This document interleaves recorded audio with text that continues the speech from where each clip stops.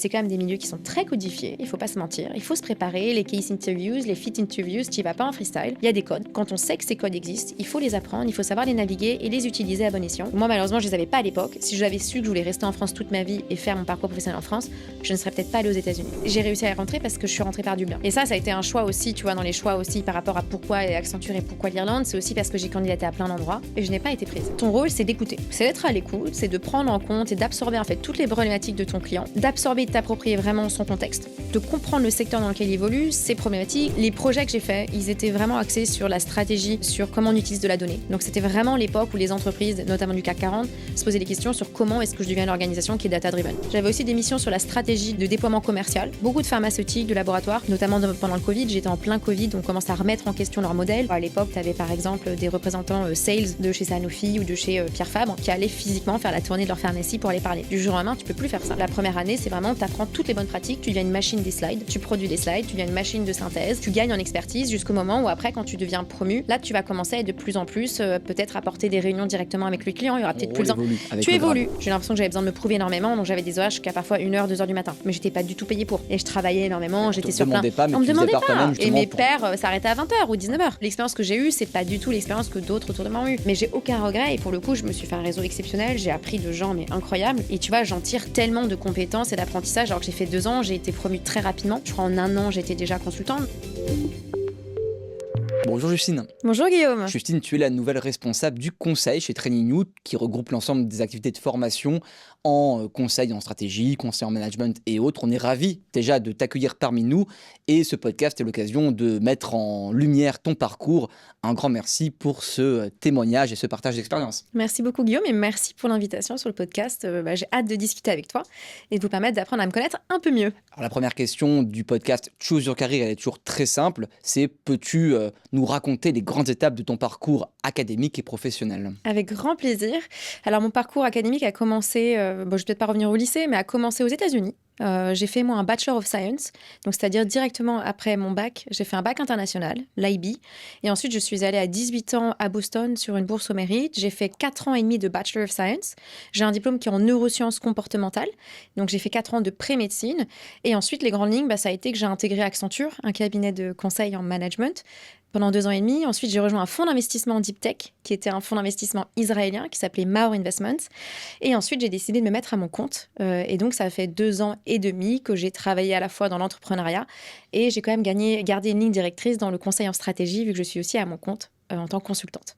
Alors on va commencer avec la genèse du parcours avant de parcourir les différents blocs professionnels qui sont effectivement le conseil chez Accenture, le venture capital dans ce fonds deep tech que tu as mentionné, puis l'entrepreneuriat et tous tes projets impact, puis enfin Training You, on verra le meilleur pour la fin. Exactement. Alors ton parcours, il comporte une double originalité par rapport en tout cas au profil qu'on a l'habitude de recevoir en finance et conseil. Le premier c'est l'international et le second c'est la matière étudiée. D'abord l'international. Un lycée, on va dire, en Belgique, Totalement. Un bachelor aux États-Unis avec un passage bref en Irlande. Exactement. Pourquoi ce choix? Écoute, un peu le hasard de la vie qui a fait que j'ai atterri dans cette école internationale. Je pense que j'avais très envie d'avoir un équilibre, tu vois, d'études au niveau du lycée avec du sport. Et donc, c'était une école qui me permettait en fait de finir les cours à 15h et de faire ensuite du sport à haut niveau. Donc, je faisais sport, je faisais tennis, football et volley. Wow. Donc, très tôt. Et en même temps, je pouvais choisir déjà 6 matières. On était déjà un peu en avance dans ce contexte international sur le baccalauréat actuel en France. Et donc, ça m'a permis de me concentrer sur des matières que j'aimais beaucoup, comme la philosophie et la chimie. Et c'est à ce moment-là que j'ai vraiment décelé une vraie appétence pour la science au lycée. Et en fait, c'était une école internationale qui était donc tout en anglais et donc qui nous préparait à aller soit en Angleterre, soit aux États-Unis, soit au Canada. J'ai eu des petits soucis d'harcèlement au lycée et malheureusement, j'ai un peu raté ma dernière année d'études. Et ce qui m'a rattrapée, c'est en fait ma personnalité et mon profil qui m'ont permis d'avoir une bourse au mérite sur la base de ma personnalité dans une école américaine. Et donc, c'est comme ça en fait que j'ai atterri dans ce parcours américain. Il faut savoir aussi que mes parents sont passés par les États-Unis et par Boston, mon grand-oncle aussi. Donc, j'ai quand même un antécédent familial qui m'a encouragée à aller aux États-Unis. Et ensuite, l'Irlande, c'était juste dans la continuité de ce parcours américain. C'est que j'avais envie de faire un study abroad, enfin un échange à l'étranger. Et j'avais l'opportunité d'aller à UCD, qui avait des très bons cours en neurosciences. Et je voulais explorer des choses très avancées dans la pharmacologie, l'interaction des drogues et des médicaments avec les cellules et les neurones. Et donc, j'ai choisi cet échange-là pour me permettre de découvrir des cours plus avancés. Alors justement, du coup, c'est la deuxième originalité la matière étudiée. La Et neuroscience. le bachelor, il est entre les neurosciences comportementales et le Et le business business. quand même. Donc, qu'est-ce qui Exactement. t'a intéressé? Qu'est-ce qui t'a plu dans cette double Ouais. compétence? Écoute, pour être très sincère, il y a à la jeunesse de ce choix-là, il y a 2 raisons. Première raison, c'est que j'avais donc une tante qui avait une maladie neurodégénérative. Et donc, quand j'étais jeune, j'ai vu ma tante qui était donc tétraplégique et on me disait qu'il y avait un problème dans son cerveau qui faisait que son corps ne fonctionnait plus. Et donc, je ne comprenais pas le lien entre problématique du cerveau, dysfonctionnement, et le fait que les organes n'existaient pas, enfin ne fonctionnaient plus. Donc, j'avais aussi cette quête personnelle de mieux comprendre le cerveau et besoin d'avoir cette explication-là que je n'arrivais pas à capter à l'époque. Et deuxième raison, comme je disais, c'était un peu le harcèlement. Euh, D'observer des effets de masse au lycée et me dire tiens c'est marrant pourquoi est-ce que l'être humain a besoin d'agir, de se comporter, de suivre une masse, une foule pour se sentir complet. Mhm. Et donc je suis tombée assez rapidement en amour avec la philosophie existentielle et c'est à ce moment-là qu'en fait je me suis dit comment je vais traduire cet intérêt pour la philosophie avec quelque chose d'actionnable à l'université. Mes parents m'ont un petit peu découragée en me disant la philosophie, quels vont être les débouchés ensuite. Et donc du coup c'est marrant quand je suis tombée sur ce parcours américain de neurosciences comportementales, il y avait le côté à la fois en fait c'était la traduction de la philosophie à l'intersection avec la chimie. C'est des matières qui m'intéressaient énormément et de la biologie. Et donc, au final, je me suis dit, tiens, je vais avoir un bon vernis quand même médical parce que c'était 4 années de pré-médecine qui me permettront ensuite de faire un peu ce que je veux, soit d'aller en med school, soit ensuite de faire un pivot. Et j'ai fait quand même cette mineure en business qui était très importante avec une grosse concentration sur la finance. J'ai fait personal finance, j'ai fait beaucoup de compta et j'étais très contente d'avoir ces deux vernis de compétences qui étaient très différentes, qui m'ont ensuite permis d'aller dans des stages qui étaient très variés et d'ailleurs qui n'avaient rien à voir avec mon parcours médical. Ah bah justement, on va y venir à tes 2 stages Oui. pendant tes études. Le premier, c'est chez L'Oréal, dans Exactement. une équipe qui s'appelle Consumer and Market Intelligence. Totalement. Et tu travaillais pour le développement des parfums. Et Exactement. puis le second, c'était au BCG, cabinet de Exactement. conseil généraliste, le Boston Consulting Group, Exactement. à Boston aussi. Exactement. Et là, tu étais dans l'équipe marketing digital et réseaux sociaux. Est-ce que tu peux nous raconter ces 2 expériences Totalement. et puis nous dire quelles compétences elles t'ont apporté? Totalement. Premier stage, donc chez L'Oréal, il faut savoir que j'avais, peut-être comme beaucoup de jeunes femmes et de jeunes hommes en France et dans le monde, une vraie appétence, une curiosité pour le groupe qui me parlait depuis que j'étais jeune. Déjà en termes de marketing, j'adore leur stratégie, j'utilise beaucoup leurs produits. Et donc, aficionada des parfums que je suis, j'étais très curieuse et je trouvais que c'était assez intéressant cette cellule qui vraiment analyse en fait les comportements des consommateurs pour en fait ensuite en découler la stratégie que tu vas, de go-to-market, de marketing, de digital. Tu vois comment est-ce que tu vas aller chercher. Typiquement, on va lancer un parfum pour Yves Saint Laurent. On veut atteindre les Guillaume Pommier de ce monde-là. Qu'est-ce qu'on va aller interroger? Moi, je m'occupais d'aller interroger les copines de Guillaume Pommier pour essayer de comprendre. En fait, la première cible qui va t'acheter un parfum, c'est pas souvent Guillaume qui va s'acheter un parfum, mais c'est la chérie Guillaume parce qu'elle veut faire plaisir à Guillaume. Et donc, ce qui était très marrant, c'était de comprendre, de dessiner les personas, d'essayer d'aller au plus proche des consommateurs, de comprendre leurs attentes, de comprendre que lorsqu'on sortait un parfum, qu'est-ce qui les caractérisait, comment ils s'identifiaient. Et je faisais aussi l'aller-retour avec la cellule olfactive. Ce qui était très intéressant, je voyais le développement chimique et biologique des parfums. Je comprenais en fait quels étaient les ressentis, les émotions qu'ils voulaient mettre dans le parfum. Et ensuite, j'essayais de m'approprier un peu cette direction artistique et émotionnelle du parfum pour la traduire en stratégie marketing. Et je trouvais ça passionnant. Et donc, moi, pendant mon stage chez L'Oréal, concrètement, j'ai fait des études de marché. Donc, je faisais de l'analyse concurrentielle où tous les mois, je faisais un reporting sur les parts de marché L'Oréal, les différentes franchises. Donc, il y a Victor et Rolf, il y a Cacharel, il y a Yves Saint Laurent, il y en a plein d'autres, il y a Lancôme. On a plein de marques Armani, il y a plein de marques chez L'Oréal que je traquais. Et après, je regardais les concurrents, je regardais chez Chanel, chez Dior, et je disais, où est-ce qu'on en est? Tiens, l'Espagne est un gros marché. Tiens, on a eu ce lancement-là, qu'est-ce que ça a fait ensuite en termes de parts de marché, etc. Donc, je faisais cette veille un peu concurrentielle qui était très intéressante. Je maniais un peu Excel et en même temps j'essayais de comprendre par rapport au lancement qu'on faisait, au changement marketing, si on avait plus de ad spend, est-ce que ça faisait quelque chose sur le marché, les parts de marché, si on avait des discounts, etc.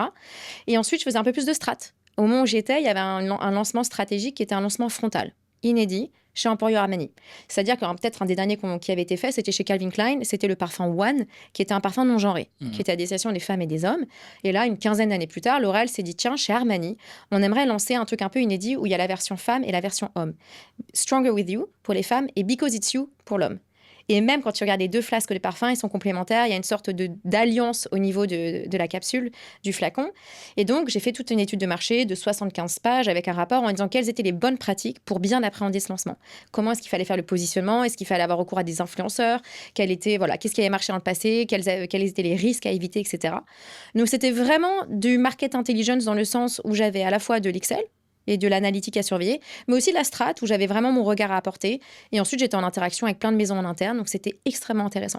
Ouais, super riche comme Très, expérience. très riche. Et ensuite, ben, le second stage Chez au BCG, BCG, tu exactement. restes dans le marketing, mais finalement, c'est quelque chose de différent Exactement. parce que tu touches plus aux réseaux sociaux. Là, ça n'avait rien à voir. C'est parce que j'étais à Boston et je me suis dit, tiens, je vais avoir un stage à Boston.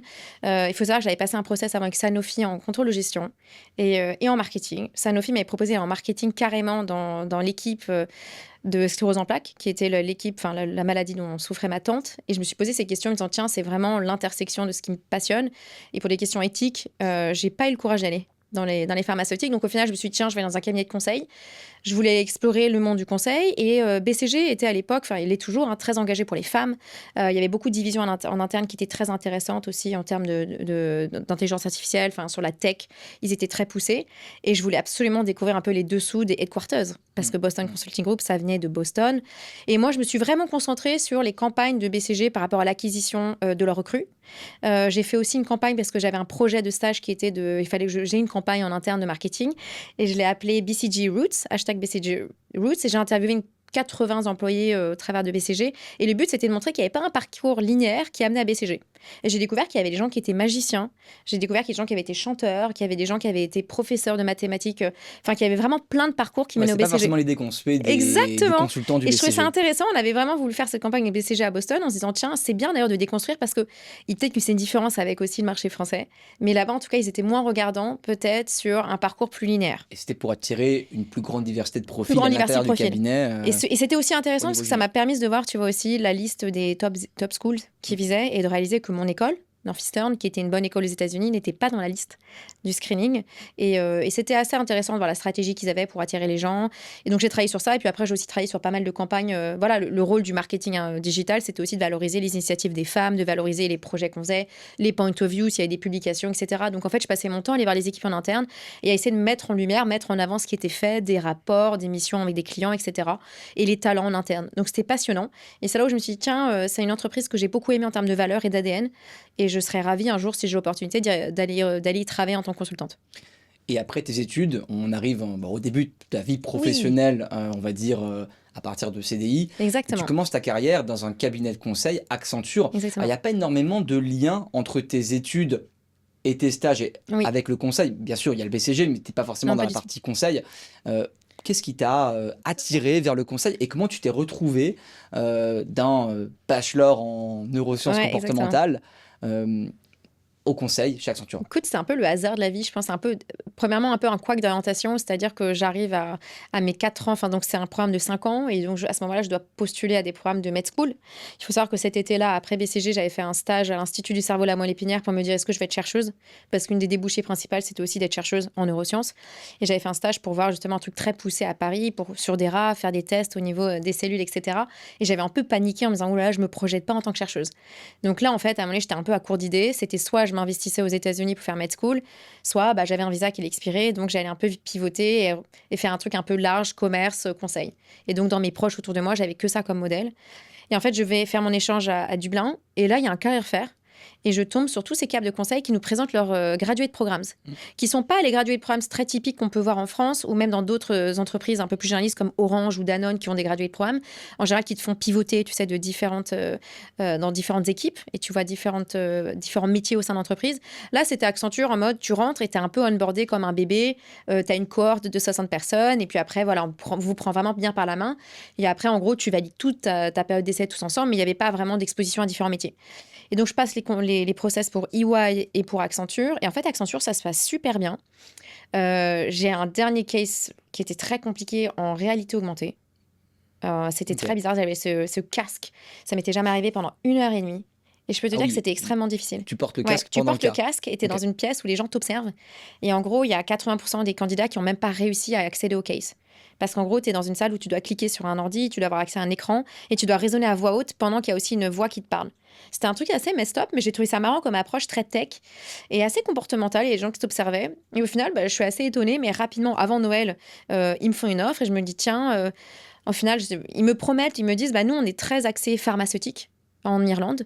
Et donc, ton profil se ferait vraiment sens pour faire un peu cette traduction entre les pharmaceutiques, les laboratoires avec lesquels on travaille, et le côté business, consultant, commerce. Est-ce que tu penses que ton expertise, on va dire en neurosciences ou en pharma, médecine, ça t'a aidé? Et dans quelle mesure, en fait, qu'est-ce qui t'a selon toi, qu'est-ce qui t'a permis d'obtenir alors, cette offre? tu vois, C'était quoi tes qualités et franchement, ce qui a permis de recevoir l'offre? franchement, je pense que concrètement, je me suis jamais préparée aux case studies, aux entretiens.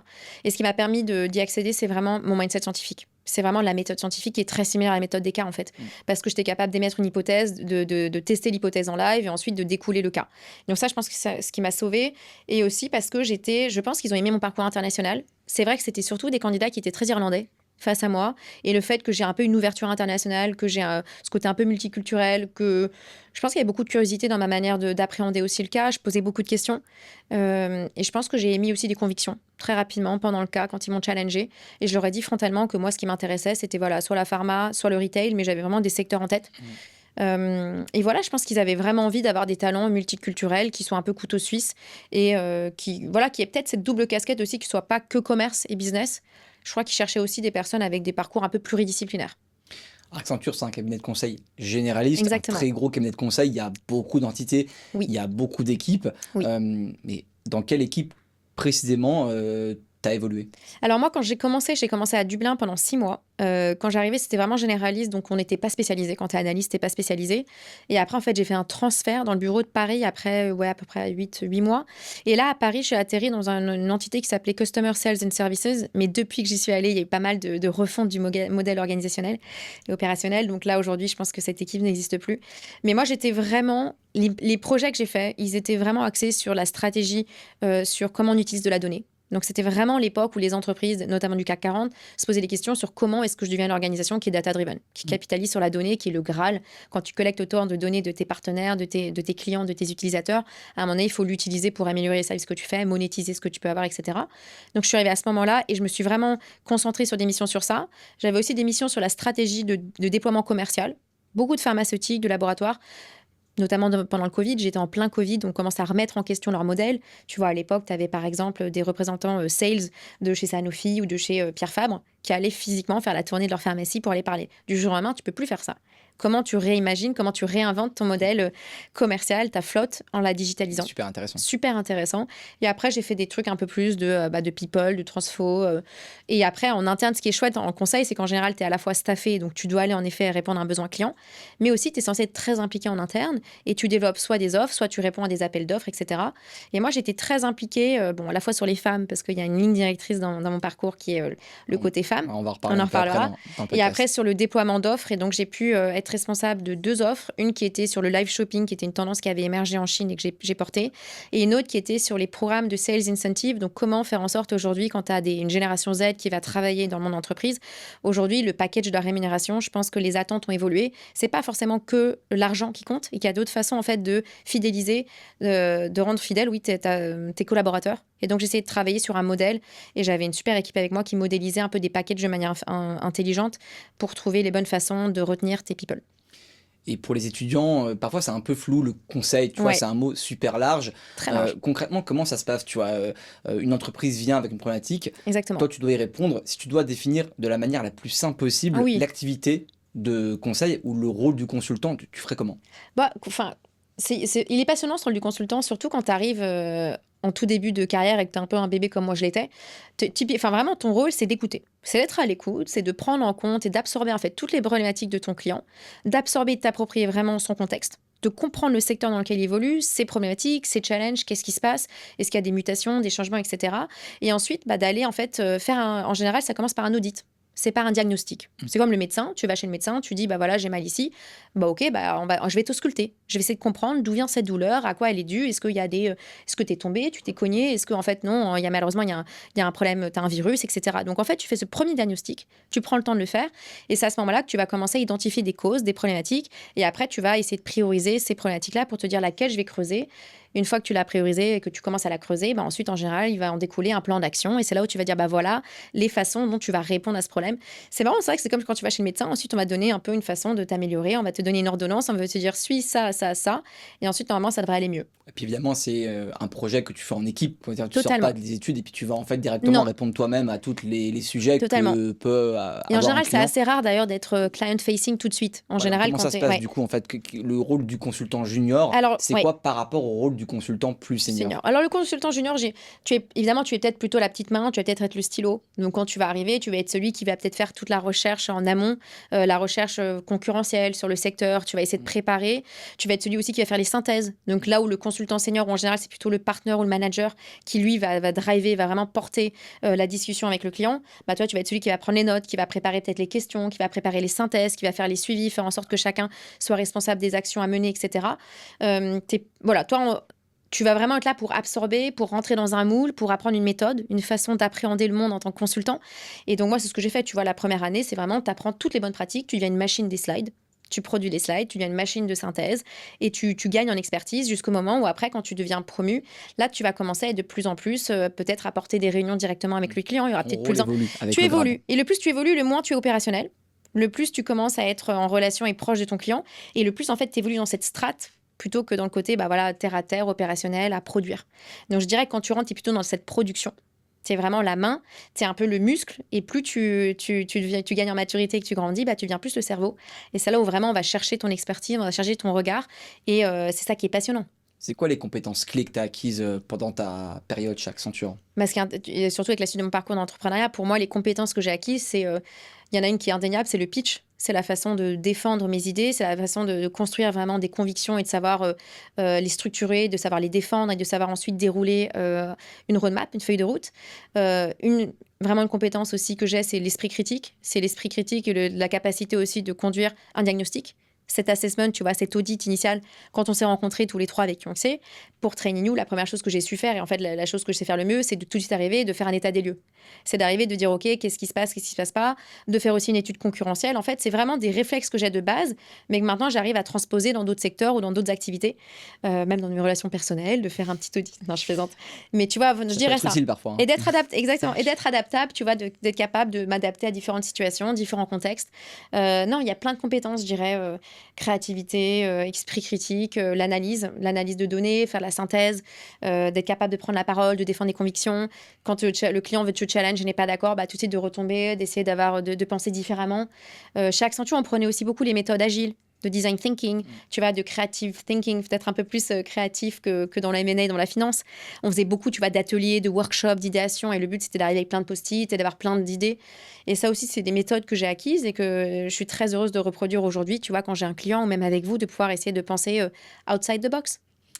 Alors, le conseil école de formation, t'en parlais, Superbe. le conseil aussi endroit où avec quelques fantasmes, il y en a deux qui parcourent les écoles et universités, c'est les horaires d'un côté et les salaires de l'autre côté. Est-ce que tu peux nous parler de ces deux dimensions chez Accenture? Moi, j'ai une expérience, j'ai vraiment réalisé par rapport à mes pairs qui sont rentrés en même temps que moi que chaque expérience est extrêmement différente. En termes de salaire, si je commence par ça, je suis rentrée en Irlande, j'étais à 32K brut. Déjà, quand tu vois le coût de la vie à Dublin, c'était extrêmement dur, donc c'était abusé. Et ensuite, quand je suis rentrée à Paris, à l'époque, je pense que je devais être à 40K en analyste. Aujourd'hui, je pense que quand tu rentres, tu dois être plutôt autour de 45 ou 48. Et ensuite, en tant que consultant, quand tu es promu après 1 an et demi, tu es à peu près à 55.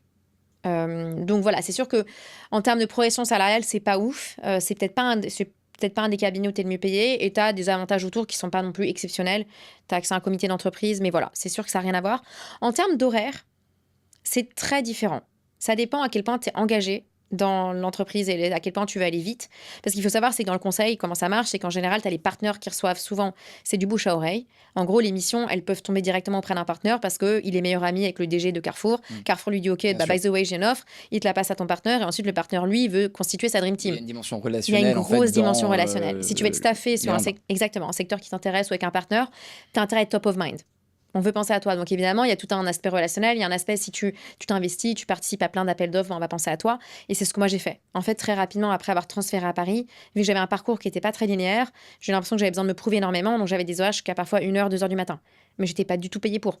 Et je travaillais énormément, j'étais sur plein... On me demandait pas, et mes pairs s'arrêtaient à 20h ou 19h. Donc c'est pas du tout... Bon, l'expérience que j'ai eue, c'est pas du tout l'expérience que d'autres autour de moi ont eue. Mais j'ai aucun regret. Et pour le coup, je me suis fait un réseau exceptionnel. J'ai appris de gens, mais incroyables. Et tu vois, j'en tire tellement de compétences et d'apprentissage. Alors que j'ai fait 2 ans, j'ai été promue très rapidement. Je crois en 1 an, j'étais déjà consultante, donc ou 1 an et demi, donc ce qui est assez rapide par rapport au time at level que tu es censé avoir à Accenture. Et j'étais au potentiel. Enfin, j'ai vraiment, je pense que j'ai bien fait ma trajectoire. Mais je pense que c'est un fantasme. Les horaires peuvent être... et ça dépend aussi du client chez lequel tu es. Les missions, elles peuvent être de 6 mois, 10 mois, 1 an, 2 ans. Et j'ai des amis qui sont restés 2-3 ans chez le même client. Et donc, eux, pour le coup, ben, ça allait très bien, du 9h, 19h, très très bien. Là où moi, j'ai fait plutôt des missions un peu plus courtes. Et donc, j'ai fait beaucoup plus de missions. Et parfois, malheureusement, bah, dans le conseil, quelque chose qui n'est pas un fantasme ni un mythe et qui est une réalité, c'est le côté sous-staffing. C'est que malheureusement, souvent, on va vendre à un client le fait qu'on a énormément de talents. Derrière, pour le prix que le client nous paye, on ne peut pas vraiment se permettre d'avoir 3 talents sur le projet. Donc, en fait, on va mettre que Bibi, qui va être une personne qui va faire le job de 3. Et là, parfois, les horaires peuvent être un peu compliqués. Avec le recul, quel est le principal avantage de débuter sa carrière en conseil? Pour moi, c'est vraiment d'acquérir un vernis de compétences extrêmement solide et extrêmement varié. Que je pense que le conseil, soit tu vas en tout début de carrière, quand tu as besoin, enfin vraiment, tu es vraiment une page blanche et tu apprends et tu acquiers toutes ces compétences-là pour ensuite aller te spécialiser. Ou alors tu le fais en fin de carrière, quand tu es un expert sectoriel, industriel, et à ce moment-là, tu arrives et tu apportes vraiment cette casquette expert. Et moi, je suis ravie d'avoir fait un début de carrière pour vraiment acquérir, tu vois, tous ces vernis-là et ensuite avoir le choix. Et je me sens en confiance aujourd'hui pour aller maintenant me spécialiser dans certaines compétences. Alors, tu es resté 3 ans chez Accenture en conseil, Ouais, et puis en 2022, je crois, ouais. tu transitionnes, tu passes du conseil au VC, Venture Exactement, Capital, et tu rejoins le fonds Mahor Investment, qui est un fonds exactement. israélien. Pourquoi ce choix? Écoute, parce que chez Accenture, on parlait beaucoup de la technologie. Il y avait tout un fantasme sur la tech, on avait plein de papiers dessus. En fait, je ne voyais pas du tout la technologie implémentée. Et en fait, je me suis dit, tiens, il y a une opportunité qui s'est présentée avec Mahor et c'était de se dire, bah là, je vais vraiment au cœur de la tech, en étant aux côtés d'entrepreneurs deep tech. Donc, Mahor était un fonds d'investissement qui avait été cofondé par 2 anciens de Rothschild et de Deutsche Bank, brillants, qui se sont dit, tiens, on a un réseau européen. Donc, les investisseurs, les LPs, Mm. sont tous européens. Ils ont Rothschild comme anchor investor. Donc, qui est vraiment qui les a suivis. Et eux, leur test, c'était de se dire, bah, on a premier fonds avec 100 millions under management et le deuxième était à 200. Et le but, c'était de prendre des participations dans les entreprises qui étaient deep tech, donc c'était cross-secteur, qui étaient en série B, donc qui avaient déjà du recul, tu vois, en termes d'investissement, c'était du growth, et qui étaient en général assez déployés et installés aux États-Unis. Et donc, ce que j'ai aimé, c'est que eux, bah, il y avait ce côté deep tech, c'était en Israël, donc vraiment la Silicon Valley européenne, comme tout le monde dit, et vraiment exceptionnel. Enfin, je suis arrivée en fait dedans. Mon rôle, c'était vraiment d'être cet électron libre qui faisait le lien entre l'écosystème tech israélien et l'écosystème français business. Justement, tu avais plus un rôle de BizDev, business exactement, développement exactement, et de nouer des relations de exactement, partenariat entre Israël et exactement, l'Europe. C'était exactement. quoi tes missions concrètes? Tu peux nous En gros, parler j'avais vraiment, des tu vois, projets? 2 objectifs. Ils m'avaient recruté pour 2 raisons. Première raison, c'était de se dire, bah voilà, tu vas être une ressource et un électron libre, et une ressource gratuite pour les startups dans lesquelles on a déjà investi. Parce que nous, en tant qu'investisseurs, on ne veut pas juste mettre du cash, on veut aussi être un advisor, mais on veut aussi les aider vraiment à leur ouvrir des portes à nos réseaux français. Donc, c'était Favoriser super, la croissance et le développement totalement. des sociétés déjà dans le Exactement. portefeuille. Donc ça faisait vraiment sens de dire, bah voilà, Justine, elle va vous aider. Donc après, mon but à moi, c'était m'approprier tous les pitchs de nos startups.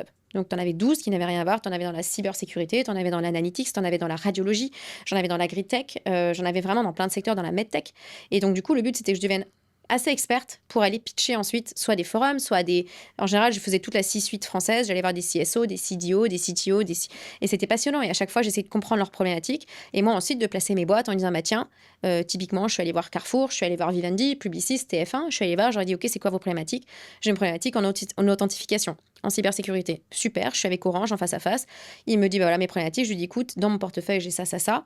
En dehors de mon portefeuille, j'ai aussi ça, ça, ça. Et après, mon but, c'était de lui faire un peu une sorte de screening de ce qui se passe en Israël, de lui envoyer, lui dire, écoute, moi, je te fais des mises en relation, et ensuite, je suis. Donc, j'ouvrais des portes, et j'essayais vraiment de répondre à la fois à des besoins français en termes de C-suite, mais aussi de placer cette tech israélienne qui était vraiment très aboutie et vraiment en avance par rapport à la France. Et le deuxième raison, c'était au-delà d'aider nos startups, c'était surtout quand nous, on faisait de la due deal pour d'autres startups.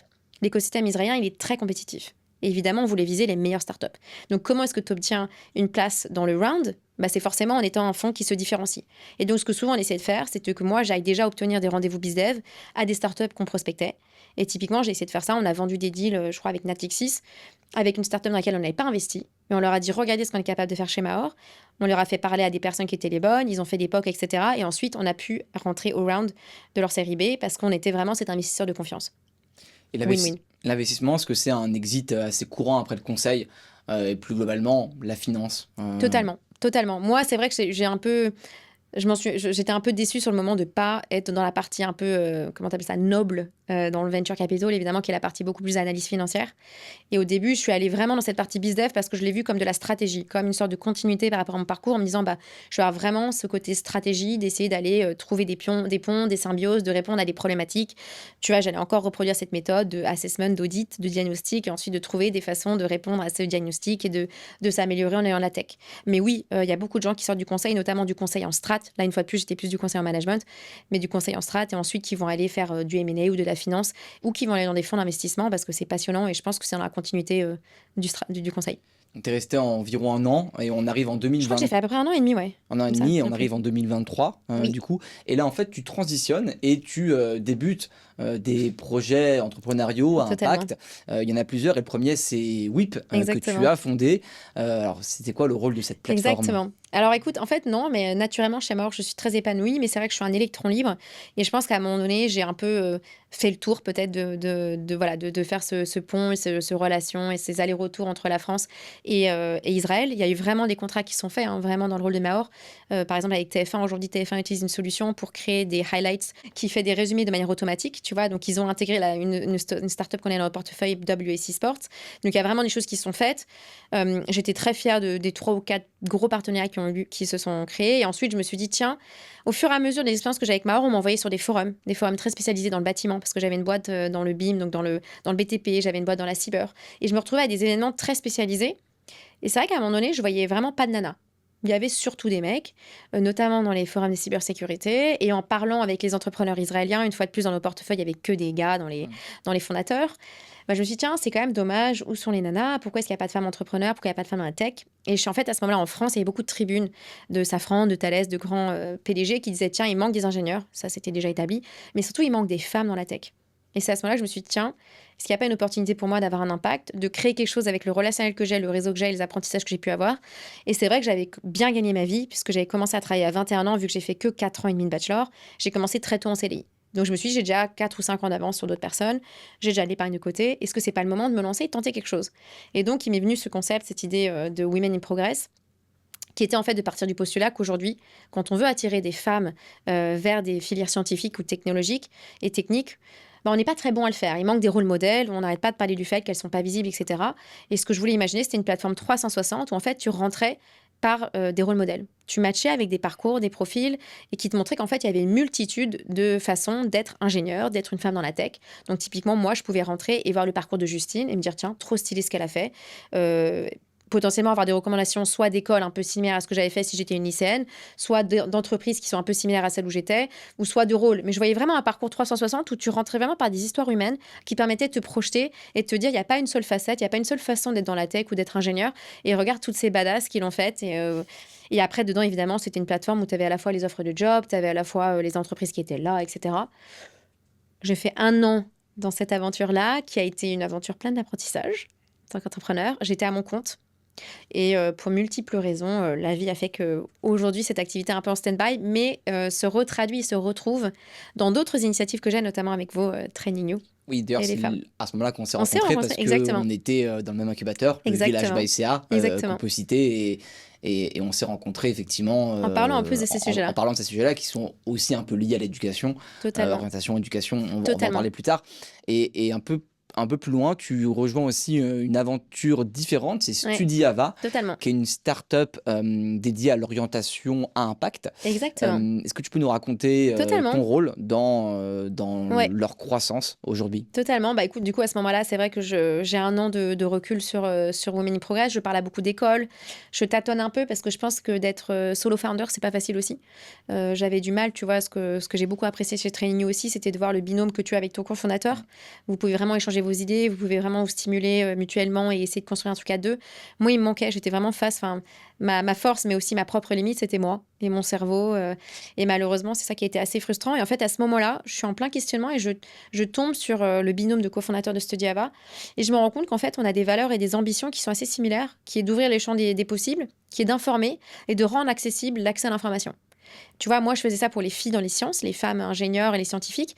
Et en fait, je me suis dit que c'est vrai que le vrai moment, le vrai levier d'action, c'est au moment du lycée, voire même avant. Ouais. Et eux, ils avaient déjà une plateforme qui était installée, où ils essayaient de matcher les profils des lycéens avec les formations post-bac. Et en fait, au fur et à mesure de nos échanges, on s'est rendu compte que voilà, moi j'aurais dit j'adore ce que vous faites. Je suis arrivée en faisant une sorte de audit de diagnostic. J'aurais dit voilà ce qui pourrait à mon avis être mieux, notamment sur leur tech. Et donc j'ai pris en main un peu ce sujet tech, de remettre à plat un peu ce qui pouvait être fait. Et je pense que j'ai retrouvé un sens, j'ai retrouvé aussi une sorte de peut-être de confiance en moi. Et à ce moment-là, j'ai essayé aussi de diffuser un peu cette dynamique féminine avec un programme au féminin. Mais donc aujourd'hui, je les aide surtout dans la stratégie. Stratégie potentiellement de déploiement B2B parce que c'est un modèle B2G dans le gouvernement. Et donc, je suis plutôt là mon titre, c'est responsable de stratégie pour les aider un peu à questionner, à orienter un peu leur feuille de route, sur quoi se concentrer, quels sont les prochains partenaires qu'on vise. OK, on est un partenaire avec les collectivités, mais comment les entreprises peuvent nous aider, etc. Sinon, on le comprend avec WIP et Studiava, tu es très engagé dans l'inclusion et en particulier Exactement. l'inclusion des femmes Oui. dans les filières qu'on appelle STEM pour Exactement. scientifique, technologique, ingénierie pour engineering en Exactement. anglais et mathématiques. Exactement. Est-ce que tu peux nous raconter un peu plus d'où est venu cet engagement et comment tu essayes de le porter aujourd'hui? C'est une super bonne question. Écoute, je sais pas du tout, mais je pense que ça vient de l'expérience personnelle d'avoir un peu eu de cette frustration. Tu vois, de base, j'étais quelqu'un de scientifique, j'ai un profil scientifique, et en fait, j'ai un parcours au final où je suis pas allée au bout. Et un grand regret que j'ai aujourd'hui, c'est de me dire je suis pas la femme scientifique aboutie que j'aurais pu être. J'étais passionnée par la recherche sur les cellules souches. J'avais vraiment acquis, je pense, une compétence et une expertise qui m'emmenait dans une direction assez unique. Et en fait, par un problème d'accès à l'information, de rôle modèle et d'exemples autour de moi, notamment les exemples féminins, j'ai un peu l'impression d'avoir abandonné. Et même si je suis très fière du parcours que j'ai et que je suis très épanouie avec cette casquette plutôt business, entrepreneuriale et commerce, il y a quand même un petit goût d'amertume derrière moi où je me dis, tiens, t'as laissé tomber quelque chose et t'as pas capitalisé sur 4 années et demie de compétences et de diplômes pré-médecine. Donc ça vient de là et de me dire, je sais pas, j'ai vraiment envie d'encourager les filles à arrêter de se censurer, à arrêter d'avoir beaucoup d'idées reçues. Je vois beaucoup d'idées reçues sur ces filières-là. Soi-disant, il y a un manque de rôle modèle ou de rôle modèle accessible. En fait, on est partout. En fait, quand tu commences à poser des questions à droite et gauche, tu te rends compte qu'on est beaucoup plus à avoir des parcours scientifiques ou technologiques. Donc, c'est plus que de là que ça m'est venu. Et ensuite, en venant en France et en prenant conscience qu'il y avait un vrai manque de talent féminin dans ces filières et de me dire, tiens, c'est très très cool, c'est très stylé. Et en fait, c'est une question aussi de changer le regard, de changer l'image qu'il y a sur ces filières-là. Parce que je pense qu'aussi, on est très mauvais en France, c'est-à-dire qu'on continue à nourrir un narratif qui est très négatif.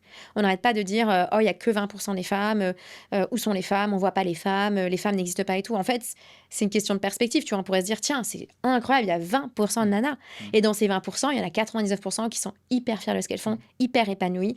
Et d'ailleurs, 20% sur X millions, ça veut dire qu'il y en a tant de millions.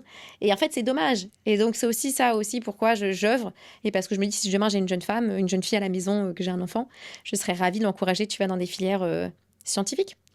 Dans tes autres projets entrepreneuriaux depuis 2023, il y a Sam Solar. Et là, tu t'es mis à ton compte en tant que consultante, Exactement. freelance, et tu accompagnes cette société, Oui. Sam Solar, qui développe en fait des installations photovoltaïques. Exactement. Donc, qui contribuent en fait au développement de l'énergie solaire Oui. verte.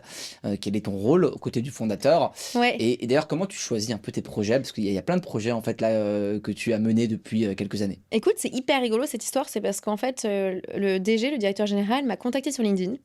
Parce que je suis passée pendant un été, grâce au village BSA, je suis passée sur Tech Co.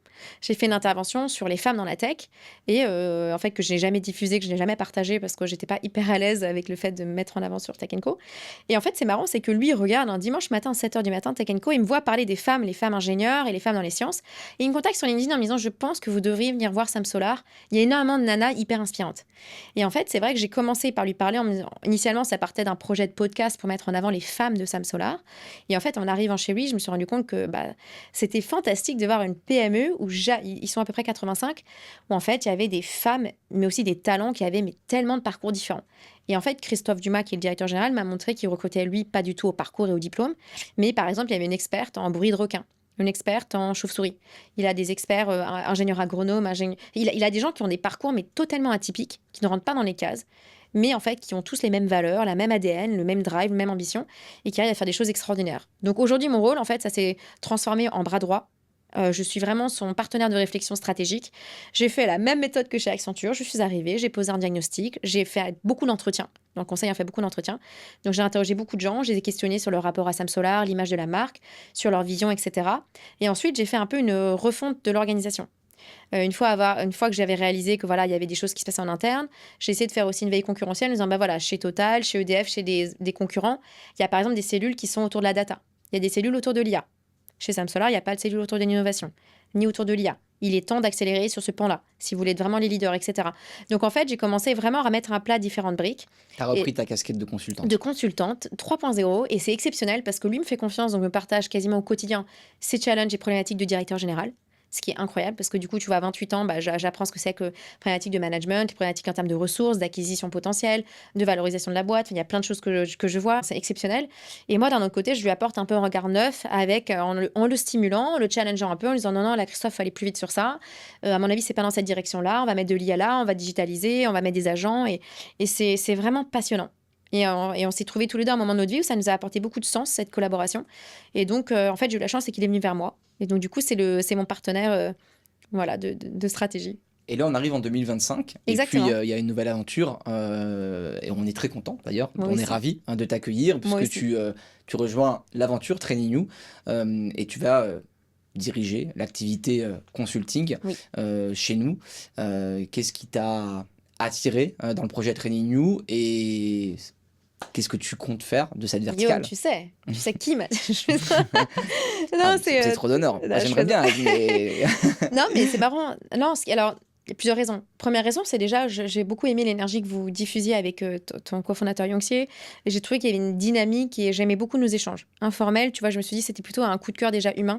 Au début, en me disant, tiens, j'ai apprécié beaucoup vos dynamiques, la façon dont vous travaillez ensemble. Je vous voyais échanger, réfléchir, vous stimuler, parfois vous prendre la tête, mais de manière très constructive. Et j'aimais ça. Et c'était une dynamique qui me manquait.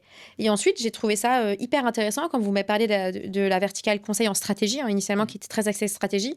Et moi, de mon recul, en fait, en regardant un peu ce qui se faisait autour, je me suis dit, tiens, c'est hyper intéressant, il y a des choses que d'autres acteurs font, il y a des choses que vous avez en interne, en regardant toutes les ressources que vous aviez, j'étais vraiment bluffée par la profondeur, tu vois, de l'expertise que vous mettiez en avant, la bibliothèque de cas, 172 cas tombés qui n'existe nulle part ailleurs. Vous n'aviez que des experts de McKinsey, de Bain, de BCG qui ont été à vos côtés pour faire les cours. Enfin, moi, j'aurais eu Training You. Je pense que j'aurais pu me préparer à des cabinets. J'aurais pu avoir le choix à la suite de mon diplôme. Et donc, c'est vraiment, au début, c'est à la fois ce fit humain et ensuite ce challenge intellectuel où je me suis dit, tiens, je pense qu'il y a beaucoup de choses à faire. Je pense que vous avez vraiment les moyens par rapport à ce que vous avez déjà construit côté vos autres verticales. Il y a un truc vraiment très excitant qui m'a interpellée en me disant c'est peut-être le moment d'accélérer et de mettre les bouchées doubles. Et quand on s'est parlé aussi, moi, c'était le moment où j'ai vu des amis qui ont évolué vers d'autres types de conseils, des cabinets de conseil en intelligence artificielle. Et tu as eu d'ailleurs Eleven Stratégie qui est venu la semaine dernière ou il y a quelques semaines. C'est vrai qu'on a cette volonté d'élargir parce que le conseil, c'est pas que le conseil en strat dans les Exactement. C'est évidemment beaucoup plus large. Voilà. Et c'est sur ce, on va travailler évidemment avec toi. De se dire, voilà, aujourd'hui, il y a des consultants un peu de partout. Il y a des cabinets de conseil qui deviennent de plus en plus spécialisés, notamment en RSE, en IA, en data, en innovation, en marketing. Et donc aujourd'hui, il y a plusieurs façons de se préparer. Et je trouve que c'est vraiment intéressant d'aider les jeunes, non seulement à se préparer, mais aussi à identifier très tôt peut-être quelle typologie de cabinet pourrait leur correspondre, quel genre de mission, de secteur, de contexte. Et je pense que ça va être vraiment intéressant, tu vois, les nouveaux cours qu'on met en œuvre, de pouvoir mieux aiguiller les candidats et aussi d'élargir peut-être les cibles qu'on a, tu vois, de ne pas accueillir que des profils d'école de commerce. Je pense que les ingénieurs, il y a aussi des profils scientifiques comme le mien qui vont peut-être avoir besoin d'avoir un peu plus de code pour rentrer et pour passer les entretiens. C'est quand même des milieux qui sont très codifiés, il ne faut pas se mentir. Il faut se préparer, les case interviews, les fit interviews, tu n'y vas pas en freestyle. Il y a des codes. Il faut savoir un peu comment naviguer dans cette jungle. Et je pense que c'est là on peut avoir la valeur ajoutée et s'adresser à beaucoup plus de personnes. On est là pour ça. En tout cas, beaucoup de belles choses à faire et bienvenue on board. On est ravis encore une fois. Et d'ailleurs, en finance et en conseil, qui sont en fait les deux domaines auxquels Training You forme pour le moment, il n'y a pas beaucoup de femmes. En tout cas, c'est des milieux qui sont plus masculins que féminins. Je suis d'accord. Et on est d'ailleurs aussi content que tu nous aides sur ce sujet, à élargir en fait notre audience et à faire en sorte que plus de jeunes femmes postulent dans ces métiers. D'abord, quel est ton diagnostic de la situation? Pourquoi, en fait, les femmes sont juste moins présentes dans les candidatures? Et deuxième, suite de la question, quels sont les principaux leviers d'action que tu actionnerais pour changer les choses? Je te donne mon diagnostic, mais après, tu me donnes le tien. Parce que tu as le regard en finance. Mais moi, alors conseil, tu vois, j'aurais pas tendance à dire que les femmes sont pas présentes parce que j'ai l'impression que c'était quand même assez homogène chez Accenture et même je le vois dans les cabinets. La seule différence, c'est que tu as vraiment un churn, enfin tu vois vraiment une perdition de femmes au niveau des grands rôles de partenaires. Donc tu te rends compte qu'après, il y a 25%, tu as un partenaire sur 4 qui est une femme. Donc, c'est vraiment au niveau de top management où tu sens vraiment une attrition. Mais en bas, quand tu es au niveau vraiment en bas, analyste, consultant, etc., en général, tu as vraiment cette parité qui est là et c'est pas compliqué. Là, la problématique, c'est plus que les femmes n'osent peut-être pas endosser ou aller chercher la promotion ou accepter un rôle de partenaire parce qu'elles se limitent. En général, tu vois, dans les sciences, les problématiques qu'on a dans les STEM, on retrouve cette problématique d'autocensure, d'auto-limite. Donc, on a vraiment des pensées limitantes, du syndrome de l'imposteur, qui est malheureusement plus présente chez les femmes et qui est aussi présent chez les hommes, où tu te dis, je ne suis pas assez bonne, je ne mérite pas ma place, je n'ai pas à être là. J'ai l'impression d'être un imposteur dans mon environnement. Puis après, c'est une fois de plus des rôles modèles, c'est une fois de plus par rapport à l'influence de tes pairs, de ton environnement, si tu n'as pas de femmes autour de toi qui ont fait ce genre de métier, si malheureusement il y a des idées reçues, des stéréotypes, tu vois, on parlait des entretiens que tu peux avoir pour entrer dans les grands cabinets de M&A, de finance, si tu sais que tu vas devoir travailler tous les jours jusqu'à 2h du matin, tu dois te lever pour 8h, le week-end, est-ce qu'en tant que femme, tu te dis, en tant que femme, tu dois penser à plein de choses, à peut-être l'horloge biologique, à ton équilibre pro-perso, à la construction d'une famille, il y a peut-être des idées reçues, ou peut-être que tu es censée être à la maison, il y a peut-être des choses par rapport à ton partenaire, enfin, il y a beaucoup de choses conscientes et inconscientes, malheureusement, la société va peut-être dicter des idées, et donc, tu te poses des questions et tu te projettes un peu moins dans ces filières-là. Ton diagnostic. Ouais, moi, je suis beaucoup moins légitime que toi en tant Non. qu'homme pour en parler, mais alors, il y a évidemment des constats que je partage avec toi. Moi, je pense qu'effectivement, au niveau junior, en tout cas en banque d'affaires et en corporate finance, en finance de marché aussi, d'ailleurs, c'est vraiment le cas. Il y a beaucoup moins de femmes au niveau junior, parce qu'il y a beaucoup moins de candidates que de candidats. Clairement, sur 100 CV, tu as 80 mecs, tu as 20 filles, et encore. Et donc, forcément, donc ça joue avant. Pour moi, ça joue en fait en école, à l'université, tu vois. Et la question, c'est alors que typiquement, une école de commerce, c'est clairement mixte. Enfin, c'est 50-50 à peu près. Pourquoi, en fait, alors que dans une promotion en école de commerce, il y a 50% d'hommes et 50% de femmes, tu te retrouves à 80% de candidats et 20% de candidates quand tu parles des métiers financiers ou du conseil, c'est peut-être un peu moins vrai, mais quand même. Ouais. Tu vois. Et je me dis, peut-être que les représentations sociales qui sont véhiculées en école désincitent les femmes pour différentes raisons à postuler dans ces métiers. Pourquoi ? Parce qu'effectivement, c'est le cas aujourd'hui, il y a plus d'hommes que de filles. Donc on se dit, c'est un métier d'hommes, il n'y a pas beaucoup de rôle modèle. Ouais. Deuxièmement, c'est vu comme très compétitif. Oui. Et peut-être que les femmes, à tort, aiment moins, sont moins dans la compétition que les hommes quand elles sont en école. Ouais. Et je dirais, troisièmement, tu as peut-être aussi un sujet d'équilibre vie pro-perso. Ouais. Clairement, c'est des métiers en fait, où on travaille beaucoup. Et peut-être que les femmes commencent à penser un peu plus à moyen terme et se disent, ouais, moi, entre 25 et 30 ans, j'ai peut-être envie d'avoir un équilibre différent, de fonder une famille, ce qui est peut-être moins présent chez les hommes pendant leurs études. Encore une fois, c'est des hypothèses. Et je dis ça avec beaucoup d'humilité en étant un homme. C'est juste voilà, quelques constats que j'ai fait, tu vois, depuis quelques années. Puis malheureusement, avec parfois, Training. pendant les entretiens, tu as aussi en classe préparatoire en école de commerce où tu peux avoir des professeurs qui vont aussi relayer et appuyer ces idées-là en décourageant des filles en disant mais tu vas jamais tenir le rythme, c'est pas pour toi.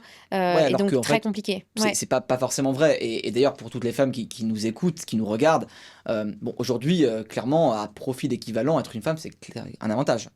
Pour à la fois passer le screening et pour obtenir l'entretien. Je pense qu'à profil équivalent et à niveau équivalent, les banques, les fonds, les cabinets aiment bien féminiser leurs effectifs. Ils veulent, de toute façon, c'est enrichissant. Il faut avoir des équipes mixtes. Donc je pense que voilà, si vous vous intéressez à ce métier, c'est super. On est là pour vous aider, vous former, mais après, il y a plein de filles. Enfin, moi, je tiens à rappeler, tu vois, la dernière fois quand on a fait les rencontres du M&A, qu'il y avait énormément de jeunes femmes qui étaient là, qui étaient extrêmement motivées. Et il y a peut-être une question aussi de réussir à prendre sa place, à assumer sa place. Et je pense que c'est très intéressant. Par exemple, vous travaillez avec l'association SEO London. Il y a des associations comme ça qui essayent d'encourager les jeunes filles pour les coacher, les aider à être mentorées par des femmes ou par des hommes, mais pour leur dire, écoutez, prenez votre place, vous êtes légitime. Et il y a peut-être ce petit besoin extra en début de carrière de coacher les femmes. J'ai la même chose côté des filles ingénieurs. Quand on est dans un milieu où malheureusement qui est dominé par les hommes et qu'on a moins de repères et qu'on est sous-représenté, on a peut-être tendance un peu à devenir un peu plus introverti, timide, à un peu perdre notre confiance. Et donc c'est peut-être là, tu vois, dans les leviers d'action à faire, moi je pense qu'il y a vraiment peut-être plus en plus de promouvoir des rôles modèles. Mais quand on parle de rôles modèles, c'est important qu'elles soient accessibles. C'est des personnes que tu reçois dans ton podcast, c'est mettre en avant des profils comme toi et moi, qui ont peut-être 4-5 ans de plus d'expérience et qui te racontent leur vie normale, tu vois, leur parcours normal. On n'a pas besoin d'avoir des gens qui sont ultra successful, qui sont déjà PDG de boîte, on ne peut pas s'identifier. Et de mettre en avant ça, de démystifier des idées reçues. Et après, il faut être capable aussi d'aller chercher peut-être du soutien, de l'aide, et de se dire, il y a des super associations, il y a des mentors qui sont accessibles, et de prendre confiance en soi. Pour moi, c'est une question après de volonté, et c'est possible. C'est vraiment possible d'y arriver. Ouais, et puis au-delà du sujet des femmes, si on parle d'inclusion, de diversité, Oui. je pense qu'il y a aussi quelque chose qu'on partage, Training New et toi, Oui. Justine, et ça fait partie, à mon avis, du fit humain qu'on a eu quand on s'est Totalement. rencontrés. C'est en fait lutter contre toute forme d'autocensure. Totalement. C'est-à-dire que la finance et le conseil sont parfois vus comme des métiers élitistes. Élitiste, très On a élitiste. parfois un peu peur qu'on n'a pas le bon profil, qu'on vient Oui. pas de la bonne famille, qu'on vient pas Oui. du bon milieu, qu'on n'a pas la bonne école ou formation sur le CV. Non, Ouais. on essaie de lutter contre ça. Je pense qu'il faut Totalement. clairement en fait ne pas se... Il y a suffisamment de barrières que les gens vous mettent, ne vous en mettez pas Je suis vous-même. d'accord. Euh, Mais il restez faut, lucide quand même. il faut rester Ouais. lucide, il faut surtout se donner les moyens. Je pense Je qu'il suis faut avoir un d'accord. objectif élevé. Si on Oui. aime ces métiers-là, on Oui. peut y arriver. Alors après, effectivement, on n'aura pas forcément le même niveau d'obstacle devant, Totalement. mais si on se donne les moyens, notamment avec Training New, j'espère. En tout cas, Et rester ambitieux. voilà, Mais c'est une question qui revient souvent dans nos lives. ouais, c'est important en tout cas de se Ouais. donner les moyens pour y arriver. Je suis Et d'accord. qu'on soit une femme, qu'on soit dans une école peut-être moins ciblée par ces Totalement. entreprises, qu'on vienne de n'importe quel milieu Oui. social, territorial, etc. Bah voilà, nous, je Mais pense tu qu'on vois, peut y ouais. arriver et c'est important de véhiculer ce Je suis message-là. d'accord. C'est ayez de l'ambition, Oui. ne vous freinez pas, mais donnez-vous les moyens Ouais. d'accéder à cette, Et pour moi, c'est de évidemment. rentrer par la petite porte parce que tu le sais, je te l'ai dit, mais moi, donc j'avais ce diplôme de Northeastern de neurosciences aux États-Unis. Non seulement c'est pas une école de commerce, non seulement c'est un diplôme en sciences, et en plus c'est pas une top school. Et j'ai pourtant, t'y es énormément arrivé. galéré. Mais j'ai réussi à y rentrer parce que je suis rentrée par Dublin. Et ça a été un choix aussi, tu vois, dans les choix aussi par rapport à pourquoi Accenture et pourquoi l'Irlande. C'est aussi parce que j'ai candidaté à plein d'endroits et je n'ai pas été prise. Je n'ai même pas passé les screenings. J'ai fait 0 entretien. Alors que j'étais un top talent ensuite chez Accenture et que je suis allée très vite dans ma progression.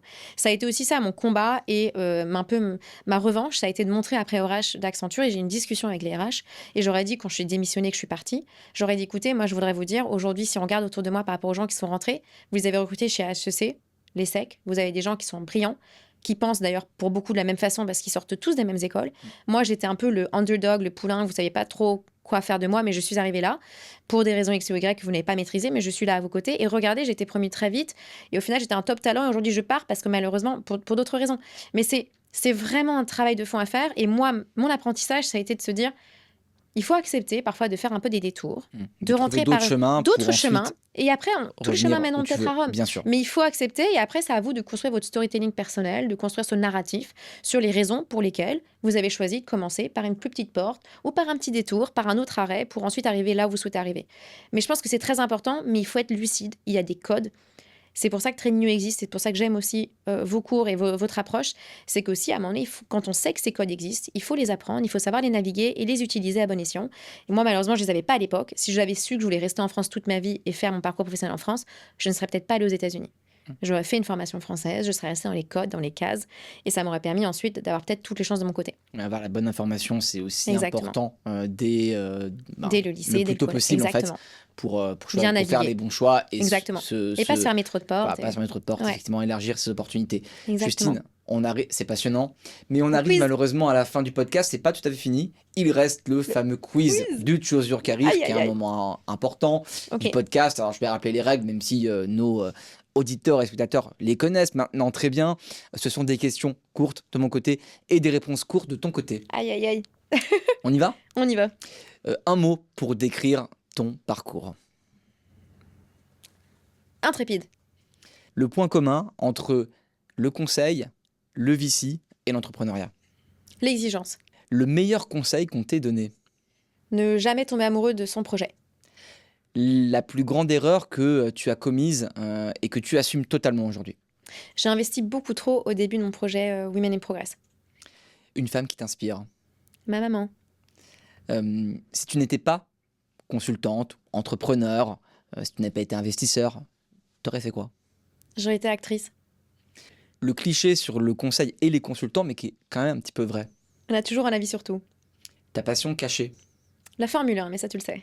Je le sais. Je suis un privilégié. Une anecdote que tu n'as pas souvent partagée et que tu aimerais nous raconter aujourd'hui. Une anecdote qui a été assez déterminante, c'est quand j'étais à un forum de cybersécurité, je rentre dans la salle et en gros, moi j'y vais au nom de Maor Investment. Donc j'y vais en tant que prospection potentielle pour trouver des startups dans lesquelles investir. Et donc j'arrive et il y a une startup qui est censée faire une démo. Et en fait, à ce moment-là, l'ordinateur ne marche pas. Et le CEO de la startup me regarde, il me dit « Mais come on, can you fix it? What are you doing ?» Et moi, j'arrive et donc je suis au milieu de 15 mecs qui sont en costume. Je suis moi-même en costume et je regarde ébahi. Je disais, mais enfin, je comprends pas ce qu'il me dit. Donc je regarde autour de moi, je me dis, c'est pas moi. Et il insiste de nouveau en me disant, mais that's your job. You're supposed to do it. Et en fait, j'ai réalisé que le gars pensait que j'étais une hôtesse, une assistante. Et en fait, pendant ce forum, je te jure que 3 fois, on m'a demandé où étaient les toilettes. On m'a donné les gobelets des cafés. Et parce qu'on était 3 nanas, peut-être sur 100 participants. Et ça m'a tellement. C'est à ce moment-là que j'ai eu le déclic en fait en rentrant chez moi en me disant mais c'est pas possible qu'on parte du principe que parce que je suis une femme en costume dans un environnement de cybersécurité, je suis forcément une hôtesse, quelqu'un qui accueille. Et donc à ce moment-là, quand le mec m'a dit ça, il m'a regardé. Je lui ai demandé mais enfin pourquoi tu penses que je suis censée faire ça? Il m'a dit mais that's your job, you work here. Et j'ai réalisé, je dis no, I was supposed to be investing in you, but now I'm not. Et je suis partie. Et en fait, les autres étaient juste en mode choqués. Et après, malheureusement, on n'a pas investi dans cette start-up. Mais voilà, belle anecdote. Le conseil que tu donnerais à la plus jeune Justine Pélisson qui étudiait il y a une dizaine d'années? De ne pas censurer, de ne pas avoir peur, de ne pas rentrer dans les codes et de rester un électron libre. Et au contraire, d'être fier d'être un électron libre. Merci beaucoup, Justine. Merci beaucoup, Guillaume.